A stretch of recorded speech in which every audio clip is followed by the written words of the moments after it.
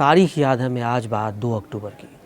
2 अक्टूबर वैसे हर कोई जानता है ये गांधी जयंती होती है, लेकिन आज उससे अलग कुछ और बात मैं कहना चाहता हूँ। बापू ने कहा था कि आँख के बदले आँख पूरे संसार को अंधा बना देगी, लेकिन यही गांधी 30 जनवरी 1948 को हिंसा की गोली का शिकार हो गए। सवाल सिर्फ इतना नहीं है कि गोली किसने चलाई, बल्कि सवाल ये भी है कि ये सोच किसकी थी। और आज इसके लिए मैं कुछ किताब के पन्नों से हम ये समझने की कोशिश करेंगे।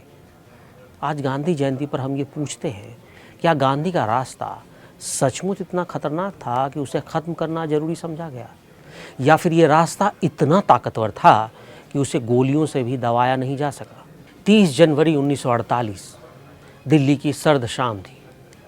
बिरला हाउस के लॉन में महात्मा गांधी अपने कदमों से इतिहास रचने जा रहे थे।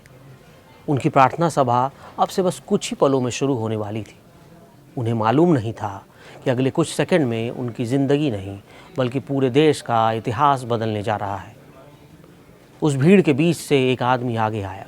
उसने सिर झुकाया, गांधी जी के पैर छुए और 3 गोलियां बापू के सीने में दाग दी। बापू के होठों से निकला, हे राम। कहानी की शुरुआत यहीं से होती है कि गांधी की हत्या क्यों, कैसे और किसने की। महात्मा गांधी, जिन्हें हम बापू कहते हैं, उनके जीवन का आखिरी दिन भारत के लिए सिर्फ एक हादसा नहीं था, बल्कि 2 विचारधाराओं के टकराव की एक चीख थी। एक तरफ गांधी, जिनकी अहिंसा, सर्वधर्म समभाव और प्रेम की बातें आज़ाद भारत के डीएनए में गूंथ चुकी थी। दूसरी ओर एक विचारधारा थी जो मानती थी कि राष्ट्र के लिए कठोरता, हिंदुत्व और शक्ति की राजनीति जरूरी है। अब इसलिए मैं आपको ये किताब the murder, the monarch and the फकीर, इसके कुछ पन्ने पढ़कर सुनाता हूँ। गांधी जयंती के मौके पर यह किताब पढ़ने लायक है और समझने भी लायक भी, क्योंकि यह गांधी की हत्या को लोन वुल्फ नहीं बल्कि एक गहरी संगठित साजिश के रूप में पेश करता है, जिसकी जड़ें आज़ादी से ठीक पहले के महीनों में दिखाई देती हैं। इसके राइटर ने इंटेलिजेंस नोट्स को जोड़कर बताया कि 30 जनवरी की गोली का ट्रिगर महीनों पहले दब चुका था। दिसंबर 1947 के बहसे बस आखिरी मंजिल थी, शुरुआत उससे पहले हो चुकी थी। और इसमें सबसे बड़ा नाम था दत्तात्रेय सदाशिव परचुरे, बापू के हत्यारे नाथूराम गोडसे और नारायण आप्टे, जो तीनों साथी थे। परचुरे ने ही गोडसे को बैरेटा गन उपलब्ध कराया था। इस किताब के पन्ने 69 में लिखा है, the special superintendent of police SSP railways United province was travelling from Mathura cantonment to Jhansi. उस समय एसएसपी जो थे यूनाइटेड प्रोविंस के, वो मथुरा से झांसी जा रहे थे। ग्वालियर में उन्हें स्टेशन ऑफिसर ने एक टिप दी। उसने कहा कि जिस दिन गांधी जी की हत्या हुई थी, उस दिन हिंदू महासभा का एक नेता अपनी पार्टी के बीच लोगों के बीच जाकर मिठाइयाँ बांट रहा था, और उसने लोगों से कहा था कि इस दिन ऑल इंडिया रेडियो को ट्यून करके रखना, भूलना मत। और 30 जनवरी 1948 को जब महात्मा गांधी की हत्या हुई, जब उन्हें गोली मारी गई, परचुरे ने अपने घर में काम करने वाली महिला रूपा मेहरत को ग्वालियर भेजा। उसे 4 रुपए दिए और कहा कि बाजार से जाकर मिठाई ले आओ और इसे परिवार और दोस्तों में बांट दो। ये 3 फरवरी 1948 की घटना है। इस किताब के पेज नंबर 73 में लिखा है कि परचुरे गोडसे और आप्टे को बहुत पहले से जानते थे, लेकिन उन्हें ये उम्मीद नहीं थी कि ग्वालियर में उनकी मुलाकात होगी। गोडसे और आप्टे ने परचुरे को बताया कि वो ग्वालियर एक स्पेशल मिशन पर आए हैं। उन लोगों के लिए चाय बनाया गया, वो चाय पी रहे थे, और जब पूरा कमरा खाली हो गया, जब सिर्फ परचुरे और गोडसे वहाँ थे, तो उसने पूछा कि ग्वालियर क्यों आए हो। तो उन दोनों ने कहा, गोडसे और आप्टे ने, कि हम यहाँ महात्मा गांधी की हत्या करने के इरादे से आए, लेकिन वो हत्या 2 फरवरी से पहले होगी, क्योंकि गांधी जी 2 फरवरी के बाद दिल्ली जा रहे हैं। उसके बाद गोडसे ने अपनी कोट की जेब से एक रिवॉल्वर निकाला और कहा कि ये अच्छी गन नहीं है, इसलिए वो चाहते हैं कि परचुरे उन्हें एक अच्छी गन ला कर दे। ये बात गोडसे ने परचुरे को कही। उसी दोपहर की बात है, दंतावड़े आते हैं और उसी घर में परचुरे, दंडवते, गोडसे और आप्टे एक कोर्टयार्ड में जाते हैं, यानी आंगन में, और वहाँ एक गन फायर करते हैं जो परचुरे ने उन्हें ला कर दिया था।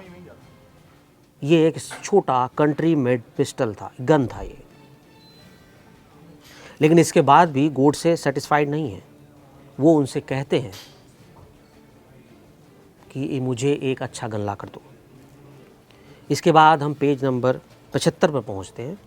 28 जनवरी 12 बजे दोपहर का वक्त। इस समय दो लोग एक रिवॉल्वर में कार्टिज भर रहे थे और तीसरा गेस्ट जो था उन्हें देख रहा था। दूर से वो बैठा हुआ देख रहा था।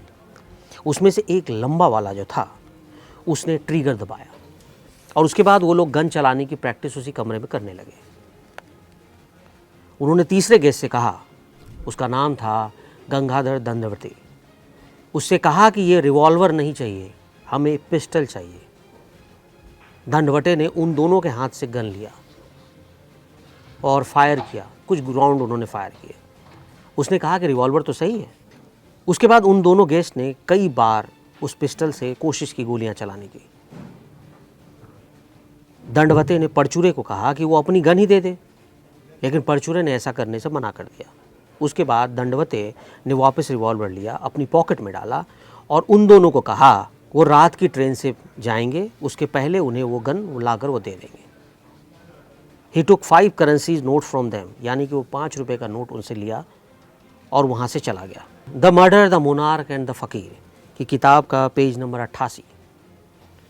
सीताराम अनंतराव साठे जो शिवाजी पार्क में एक कॉलोनी रेस्टोरेंट चलाते थे, उन्होंने 26 फरवरी 1948 को स्टेटमेंट रिकॉर्ड किया। ये बड़े ध्यान से सुनिएगा।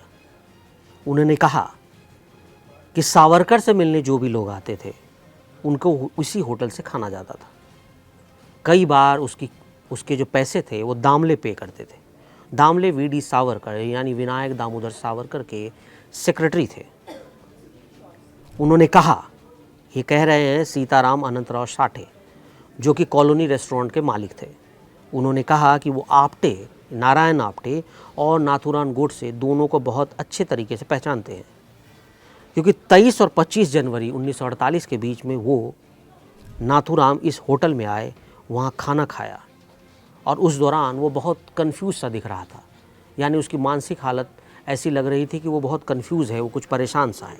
Page number 92, the murder, the monarch and the फ़कीर में पेज नंबर 92 में कुछ लाइंस लिखी हैं जो इंट्रोगेशन की लाइन है। केस डायरी में 23 फरवरी 1948 की घटना का जिक्र है, जिसमें लिखा गया है कि अक्यूज्ड आपटे करकरे नाथूराम गोडसे से जिस तरह से इंट्रोगेशन किया गया और उससे जो ट्रेंड पता चला, उससे ये लगता है कि ये लोग विनायक दामोदर सावरकर से काफ़ी हद तक प्रभावित थे और इस वजह से उनकी मानसिक स्थिति, या कहें कि उन्हें दिमागी तौर पर इतना ब्रेन वॉश कर दिया गया था कि उन्होंने महात्मा गांधी की हत्या करने का फैसला ले लिया। और इसमें यह भी लिखा गया है कि उन्होंने ये महात्मा गांधी की हत्या इसीलिए की कि वो सावरकर को सेटिस्फाई करना चाहते थे, जो उन्हें उनका क्रांतिकारी पॉलिटिकल आइडियोलॉजी दिखती थी। गांधी मानते थे कि हिंदुस्तान सबका है, चाहे वो हिंदू हो, मुस्लिम हो, सिख हो या ईसाई, सभी एक देश एक मिट्टी के फूल हैं। सावरकर मानते थे कि हिंदू और मुस्लिम दो अलग अलग राष्ट्र की पहचान है। उनका सपना था अखंड हिंदू राष्ट्र, वैदिक संस्कृति के साथ शक्ति और कठोरता वाला राष्ट्र। गांधी की हत्या की अदालत के फैसले और कपूर कमीशन में साफ लिखा है कि सावरकर की प्रत्यक्ष भागीदारी साबित तो नहीं हुई, लेकिन गोडसे आपटे जैसे लोग उन्हीं की विचारधारा, उन्हीं की बैठकों से निकलकर हत्यारे बने। सरदार पटेल का एक लेटर इतिहास में दर्ज है, जिसमें उन्होंने संघ, हिंदू महासभा और सावरकर समर्थित कट्टरवादी विचारधारा को गांधी की हत्या का जिम्मेदार बताया। और वही नाथूराम गोडसे जिसने आज़ाद भारत के सीने पर वो जख्म दिया जिसकी टीस सदियों तक रहेगी। इस किताब के माध्यम से बताने की कोशिश की गई थी कि सावरकर बैकग्राउंड में थे, पर्दे के पीछे थे, लेकिन उनकी सोच का जरिया बना गोडसे। और क्या ये हमें कुछ सिखाता है? ये हमें बताता है कि क्या हर कट्टर सोच, राजनीतिक नफरत या विचारधारा के दबाव में हम अपने बापू को खो सकते हैं। सावरकर को अदालत ने बरी तो कर दिया, मगर इतिहास की अदालत में उनके हिंदुत्व और शक्ति की राजनीति से उपजी नफरत हमेशा कटघरे में खड़ी रहेगी। बापू की हत्या के बाद उनके आखिरी शब्द हमें आज भी याद दिलाते हैं, धर्म, शक्ति और राजनीति की जंग में जीत में वही सच्चा है जिसके मन में प्रेम और क्षमा हो। गांधी कहते थे, मेरा धर्म सत्य और अहिंसा पर आधारित है। सत्य मेरा भगवान और अहिंसा उस तक जाने का साधन।